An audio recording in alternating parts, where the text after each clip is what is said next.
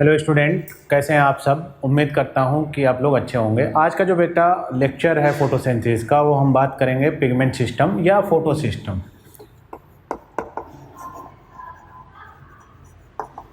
Pigment system या photo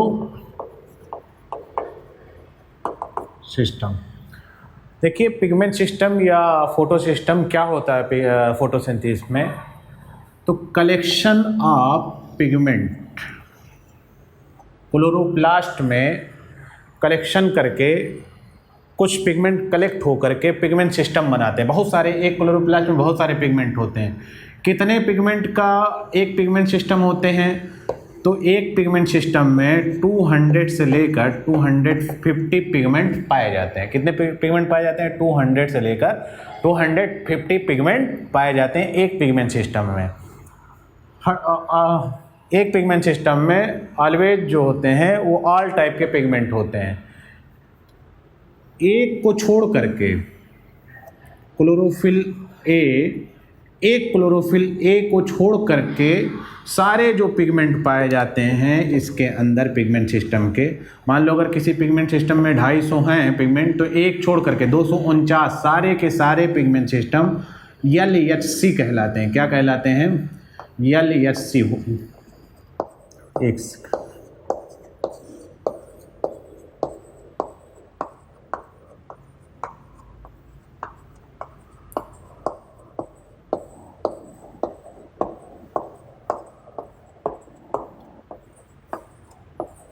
ये जो पिगमेंट पाए गए ये है, हो सकता है ये कैरोटीन हो, ये जेंथोफिल हो, फाइकोबिलिन हो, क्लोरोफिल बी हो, क्लोरोफिल सी हो, क्लोरोफिल ए भी हो सकता है। लेकिन एक मालिक्यूल क्लोरोफिल ए को छोड़ करके सारे के सारे जो और पिगमेंट होते हैं वो क्या कहलाते हैं?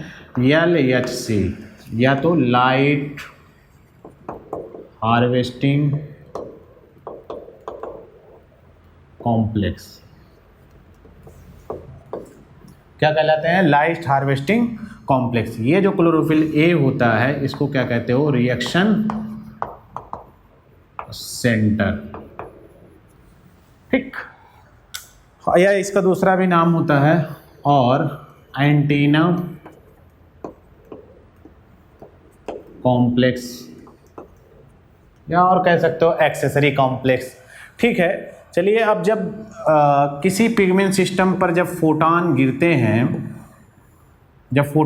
हैं तो जो रिएक्शन सेंटर का क्लोरोफिल होता है। अच्छा, आपने पहले लेक्चर, सेकंड लेक्चर में जब आपने बात किया था तो बात किया था क्लोरोफिल में मैग्नीशियम होता है सेंटर में। तो जब इलेक्ट्रॉन गिरता है, फोटान गिरता है, फोटान में क्या होती है? एनर्जी होती है। हमने बात किया था कि फोटान में क्या होती है? एनर्जी होती है। भाई आप कायदे से जानते हो, एनर्जी लेवल जब ये पाते हैं, जब ये मैग्नीशियम पाता है तो इसका इलेक्ट्रॉन अपने ऑर्बिट से जंप कर जाता है। आपने पढ़ा होगा केमिस्ट्री में, प्रोटॉन और न्यूट्रॉन न्यूक्लियस में होते हैं, इलेक्ट्रॉन बाहर अलग अलग ऑर्बिट में होते हैं। अलग अलग एनर्जी लेवल होता है इनका, है ना, अलग अलग एनर्जी लेवल होता है। अगर किसी ऑर्बिट में एनर्जी दे दीजिए तो उसका इलेक्ट्रॉन अगर अपने ऊपर वाले ऑर्बिट में भाग जाता है, और ऊपर जितना एनर्जी आप देते जाओगे एक्साइटेड स्टेट होकर के क्या होता रहता है? भागता रहता है। तो ऐसे जब फोटान पा जाते हैं ये लोग, इसका रिएक्शन सेंटर का ये लोग पाते हैं, इसको दे देते हैं, तो क्लोरोफिल ए का जो मैग्नीशियम होता है उसका इलेक्ट्रॉन जंप कर जाता है, बाहर भाग जाता है पिगमेंट सिस्टम से। तो इसको क्या कहते हो? जब बाहर निकल गया तो इसको कहते हो फोटो एक्साइटेशन। क्या कहलाता है बेटा? फोटो एक्साइटेशन, या इसी को कहते हो बिगिनिंग ऑफ फोटोसिंथेसिस।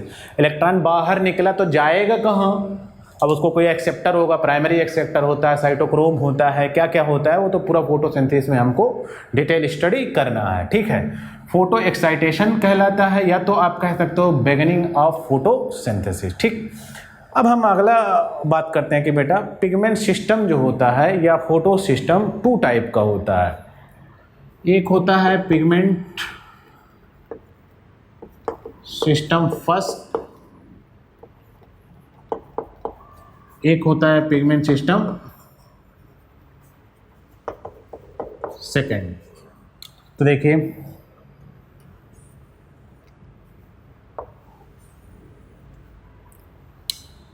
यहाँ पे जो क्लोरोफिल ए होता है और जो यहाँ पे क्लोरोफिल ए होता है, दोनों में थोड़ा सा फर्क रहता है, पिगमेंट सिस्टम फर्स्ट और पिगमेंट सिस्टम सेकंड में।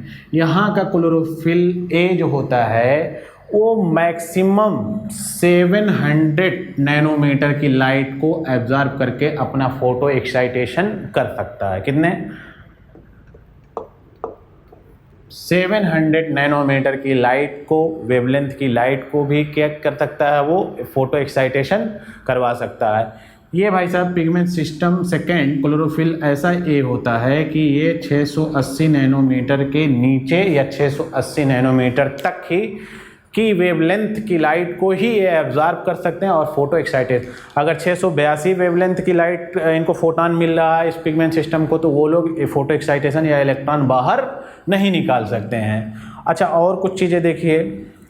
अब हम यहाँ पे बात कर रहे हैं कि जो यहाँ इसका LHC होगा, आपने कहा कि जैसे chlorophyll A, only one chlorophyll A का मॉलिक्यूल क्या होता है, रिएक्शन सेंटर होता है। इसके अलावा भी क्लोरोफिल ए पाए जाते हैं, बी भी पाया जाता होगा LHC में, यहाँ पर ए बी कोई भी पाया जा सकता है। तो कह रहा है कि क्लोरोफिल ए में आपके, अरे सॉरी, पिगमेंट सिस्टम फर्स्ट में अगर 10 मॉलिक्यूल क्लोरोफिल ए के हैं तो 5 मॉलिक्यूल क्लोरोफिल बी के भी होंगे। अगर पूरा टोटल पिगमेंट सिस्टम फर्स्ट में क्लोरोफिल ए के 10 मॉलिक्यूल हैं तो क्लोरोफिल बी के कितने होंगे, 5। मीन्स क्या हो गया, 2:1। तो अगर कोई पूछे रेशियो क्या होता है क्लोरोफिल ए और क्लोरोफिल बी का पिगमेंट सिस्टम फर्स्ट में, तो आप क्या बताइएगा, 2:1। और अगर कोई पूछे पिगमेंट सिस्टम सेकंड में क्या होता है रेशियो, तो यहाँ पर बताइएगा अगर क्लोरोफिल ए के 10 मॉलिक्यूल हैं तो क्लोरोफिल बी के भी कितने मॉलिक्यूल होंगे, 10। तो दोनों क्या हो गया, 1/1, 1:1। ठीक है। तो हमने कहा pigment system collection of pigment होता है, 200 to 250 तक पाए जाते हैं।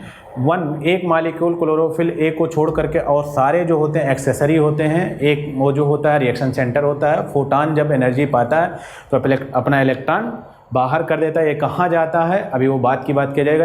अब ये 2 टाइप का होता है, कौन कौन सा, pigment first, pigment system second.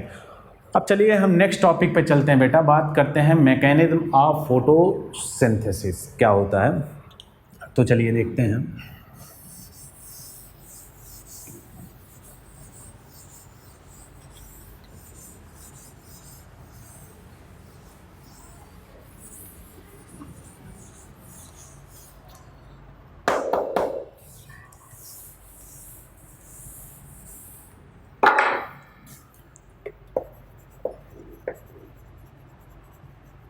Mechanism of photosynthesis.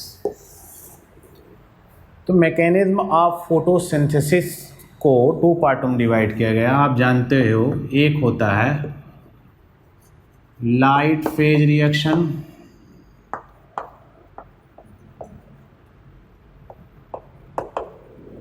एक होता है डार्क फेज रिएक्शन। तो ये लाइट फेज क्या है और डार्क फेज क्या है, तो मैं एक पहले थोड़ा सा आपको इंट्रोडक्शन देता हूँ कि लाइट क्या होता है, डार्क क्या होता है। पहले थोड़ा सा बता देता हूँ जिससे आपको समझने में आसानी हो, ठीक है। तो आप ये जानते हो कि क्लोरोप्लास्ट होता है, ठीक। ये थाइलाक्वाइड होते हैं, आपने बहुत पहले से पढ़ रखा है, ठीक। अब ये डबल मेम्ब्रेनस होते हैं तो आप जानते ही हो। देखिए मैं थोड़ा सा आपको इंट्रोडक्शन दे रहा हूँ कैसे, कहाँ चलता है लाइट फेज, कहाँ चलेगा डार्क फेज रिएक्शन, कहाँ चलेगा और होते क्या हैं दोनों। अभी तो डिटेल पढ़ना ही पढ़ना आपको। अच्छा, ये जो लिक्विड वाला पार्ट होता है उसको क्या कहते हो, स्टोमा कहते हो या मैट्रिक्स कहलाता है। क्या कहलाता है, मैट्रिक्स कहलाएगा या स्टोमा कहलाएगा। ये स्टोमा लैमेली होता है, ये क्या होता है, ग्रेना लैमेली होता है। लाइट वाला फेज, जो लाइट फेज रिएक्शन होता है वो यहाँ पे चलता है, इसमें चलता है। ठीक, कहाँ पे चलता है? इसमें स्टोमा लैमेले और ग्रेना लैमेले में चलेगा। डार्क फेज रिएक्शन क्या होता है? वो वनली और वनली जो लिक्विड वाला पार्ट होता है क्लोरोप्लास्ट का, यहाँ पे चलता है। तो कुछ लड़कों ने कहा सर क्या ये अंधेरे रात में चलता है? नहीं, ऐसा नहीं है, दोनों एक साथ चलते हैं, पहले ये चलेगा उसके बाद ये चलेगा। कैसे होता है ये आप देखो। तो जो लाइट फेज का रिएक्शन होता है बेटा, जब फोटान फोटो सिस्टम पे गिरते हैं, कहाँ पे?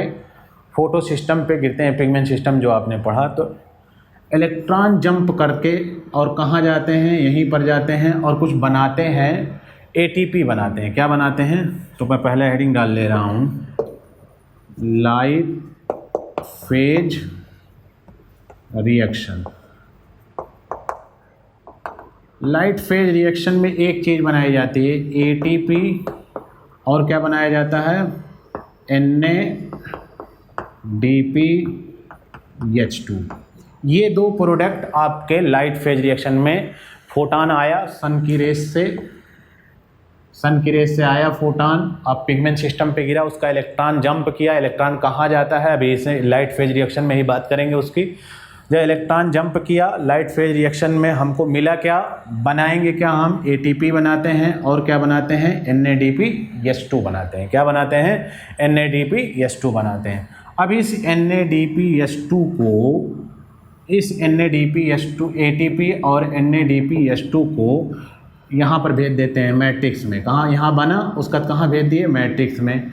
मैट्रिक्स में डार्क फेज रिएक्शन, यहाँ पे CO2 आता है, देख लीजिए, एक समरी देख लीजिए, CO2 आता है, CO2, H2O जो होता है, आपने रिएक्शन जब बनाया था H2O और CO2, तो H2O जो होता है इसी में यूज हो जाता है। जब फोटान से लाइट गिरती हैं तो H2O यहीं टूटता है, यहीं पे फोटोलाइसिस ऑफ वाटर या स्प्लिट ऑफ वाटर इसको कहते हो, यहीं पर टूट करके ऑक्सीजन यहीं निकलता है। ठीक है, CO2 और ये ATP NADPH2 मिला करके क्या बनाते हैं? C6H12O6, और इसी को आप क्या कहते हो? ग्लूकोज।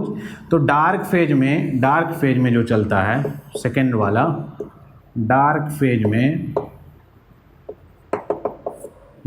में याद रखिएगा, CO2 बाहर एटमॉस्फेयर से ले करके, और जो आपने लाइट फेज रिएक्शन में ATP और NADPH2 बनाया उसको यूज करके क्या बनाते हैं? ग्लूकोज बनाते हैं। अच्छा, ये H2O कहाँ जाता है? तो ये H2O इसी लाइट फेज रिएक्शन में यूज होता है। कैसे यूज होता है ये आपको आगे चल के देखना है। तो हम डिटेल में पढ़ने चलते हैं बेटा। सबसे पहले कौन सा? लाइट फेज रिएक्शन, और उसका क्या बनाएंगे हम? ATP बनाएंगे, और क्या बनाएंगे? NADPH2 बनाएंगे। चलिए देखा जाए।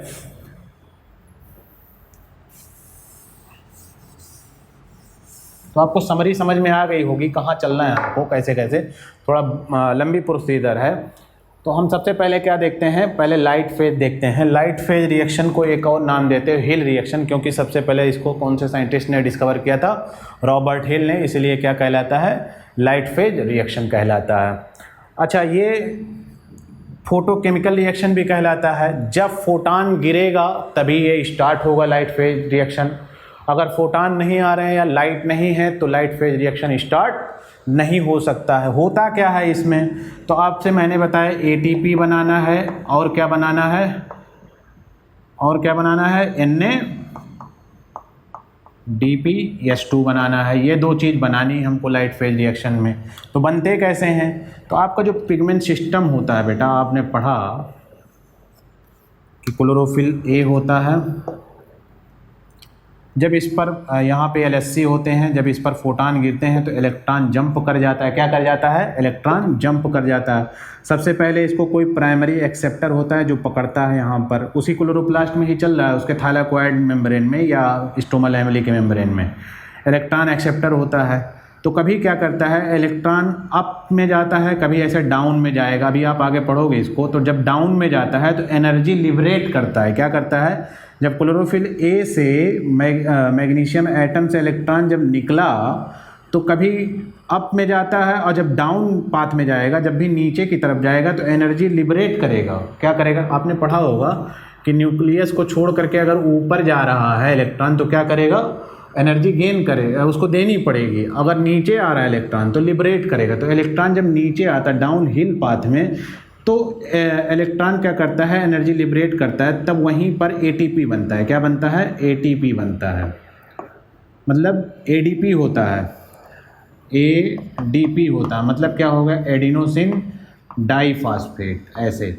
और एक और फास्फेट आता है इनऑर्गेनिक फास्फेट, और यहीं पर एडीपी प्लस इनऑर्गेनिक फास्फेट पकड़ करके क्या बना लेते हैं? एटीपी बना लेते हैं। क्या बना लेते हैं? एटीपी बना लेते हैं। अभी आपको आगे पढ़ना है कि एटीपी बनाना या NADPH2 बनाना 2 प्रोसीजर में होता है, साइक्लिक और नॉन साइक्लिक। अभी उसको मैं नहीं बता रहा हूँ, बस इतना बता रहा हूँ कि इलेक्ट्रॉन जंप करता है, जब डाउन हिल पाथ में आता है तो क्या होता है? इलेक्ट्रॉन एनर्जी लिबरेट होती है और एडीपी और इनऑर्गेनिक फास्फेट पकड़ के क्या बना लेते हैं? एटीपी बना लेते हैं, या इसी को ऐसे भी लिखते हैं एडिनोसिन ट्राइफॉस्फेट, 3 फास्फेट। जब ये आप बॉन्ड तोड़ते हो तो एनर्जी लिबरेट होती है और बन क्या जाता है? ये एडीपी बन जाती है। ठीक है ना?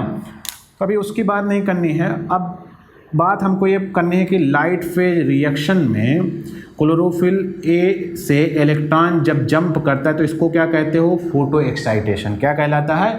Photo excitation.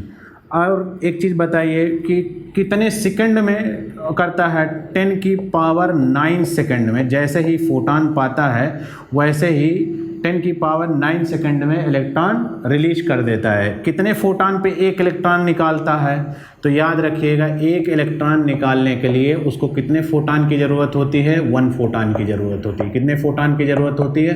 1 फोटॉन। और कितना टाइम लगता है? 10⁹ सेकंड लगता है। कितना टाइम लगता है? एक इलेक्ट्रॉन निकालने के लिए क्लोरोफिल ए को 1 फोटॉन की ज़रूरत पड़ती है। और कितना सेकंड लगता है? 10⁹ सेकंड लगता है। अगर वही इलेक्ट्रॉन डाउन हिल पाथ में जाएगा, नीचे जाएगा, अभी आप आगे देखोगे, अगर नीचे जा रहा है तो एनर्जी लिबरेट करता है और उस एनर्जी को कौन ट्रैप कर लेता है? एडीपी प्लस इनऑर्गेनिक फास्फेट पकड़ करके फिर क्या बना लेते हैं? एटीपी।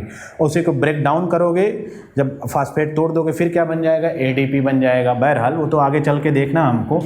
तो आपने कहा कि इलेक्ट्रॉन जो जंप करता है वो 10⁹ सेकंड में लिबरेट हो जाता है एक फोटॉन के गिरने पे, और जब मैग्नीशियम से एटम छोड़ के भागता है तो उसको क्या कहते हो आप? फोटो एक्साइटेशन कहलाता है, या बिगिनिंग ऑफ फोटोसिंथेसिस कहलाता है। ठीक है? अब हमें अगला बढ़ना है कि एटीपी के फॉर्मेशन को क्या कहते हो? लाइट फेज रिएक्शन में बनने को तो फास्फोराइलेशन कहलाता है। कहीं भी एटीपी बना हो आप तो क्या कहलाता है? फास्फोराइलेशन कहलाता है। क्या कहलाता है? एटीपी का बनना कहीं भी आप, चाहे माइटोकॉन्ड्रियम बनाइए, चाहे क्लोरोप्लास्ट में बनाइए, या नॉर्मल बॉडी कहीं भी बनाइए, साइटोप्लाज्म में बनाइए, क्या कहलाता है? फास्फोराइलेशन। लेकिन अगर आप फोटोसिंथेसिस में इस लाइट मैकेनिज्म में बना रहे हो तो एक थोड़ा सा आगे नाम लगा लीजिएगा, फोटो फास्फोराइलेशन। क्या लगा लीजिएगा? फोटो फास्फोराइलेशन, क्योंकि फोटॉन से ये एटीपी बन रहा है, इसीलिए अगर आप फोटोसिंथेसिस में एटीपी बनाते हो वो क्या कहलाता है? Photo phosphorylation.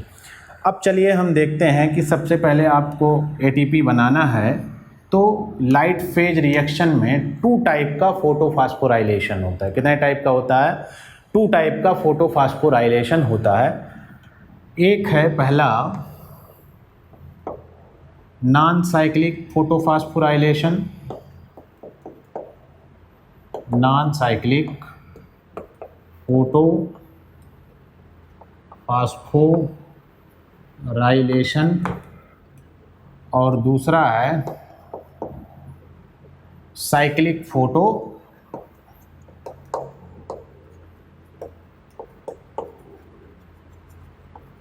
फास्फोराइलेशन। तो हमको ये नेक्स्ट लेक्चर में पढ़ना होगा बेटा कि नॉन साइक्लिक फोटोफॉस्फोराइलेशन क्या होता है और साइक्लिक फोटोफॉस्फोराइलेशन क्या होता है। तो सिंपल सी बात है कि हमको लाइट फेज रिएक्शन में एटीपी, अच्छा यही जब पढ़ेंगे नॉन साइक्लिक और साइक्लिक में तो इसी में आपको NADPH2 भी मिल जाएगा साथ में। ठीक है? जब ये पढ़ेंगे एटीपी बनाएंगे नॉन साइक्लिक वाला तो उसी के साथ आपको NADPH2 मिल जाएगा। वहीं इसको कोई मैकेनिज्म अलग से नहीं है कि इसको बनाने के लिए कोई अलग से लाइट फेज में पढ़ना, ऐसा नहीं। एटीपी जब बनाओगे लाइट फेज रिएक्शन में 2 प्रोसीजर है लाइट फेज रिएक्शन में बनाने की, एक कौन सी? नॉन साइक्लिक, एक कौन सी है? साइक्लिक। जब नॉन साइक्लिक बनाते हो तो ये भी आपको गेन हो जाता है। तो सीधा सीधा है कि लाइट फेज रिएक्शन में हम एटीपी और NADPH2 बनाएंगे और इसी को एसिमिलेटरी पावर भी कहते हैं। इसी एसिमिलेटरी पावर को यूज करेगा डार्क फेज रिएक्शन में, और CO2 को पकड़ करके किस में बना दिया जाएगा, आपका ग्लूकोज में कन्वर्ट कर दिया जाएगा। तो बहरहाल अभी पहले हमको पढ़ना लाइट फेज रिएक्शन, और लाइट फेज रिएक्शन में दो प्रोसीजर होती हैं, नॉन साइक्लिक फोटोफॉस्फोराइलेशन और साइक्लिक फोटोफॉस्फोराइलेशन। मतलब पहले हम लाइट फेज का ATP बनाएंगे और क्या बनाएंगे, NADPH2 बनाएंगे। कैसे बनाते हैं, पिगमेंट सिस्टम दोनों यूज होते हैं या सिंगल यूज होते हैं, कौन से पिगमेंट सिस्टम यूज होते हैं, ये नेक्स्ट लेक्चर में हम बात करेंगे। तो नेक्स्ट लेक्चर ज़रूर देखिएगा, ठीक है।